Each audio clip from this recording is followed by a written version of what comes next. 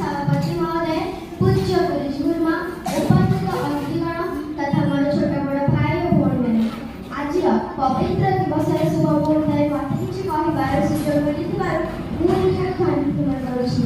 आज होछि नवेम्बर मास 14 तारिख पवित्र गुरु दिवस। प्रत्येक विद्यालय मानकरे शिशु दिवस पालन कराଯାଏ। पंडित जवाहरलाल नेहरू 1899 मसीहा नवेम्बर 14 तारिखରେ जन्मग्रहण करथिले। से अलाहाबाद उत्तर प्रदेश अलाहाबादରେ जन्मग्रहण करथिले। पंडित जवाहरलाल नेहरू पिलाମାନଙ୍କୁ ବହୁତ ଭଲ ପାଉଥିଲେ। ପିଲାମାନେ ତାଙ୍କୁ ଚାଚା ନେहरू ବୋଲି ଡାକୁଥିଲେ। ପିଲାମାନଙ୍କ ଉଦ୍ଦେଶ୍ୟରେ ଗୁରୁ पंडित जवाहरलाल नेहरू जन्मदिवस को शिशु दिवस रूपे पालन कराଯାଏ।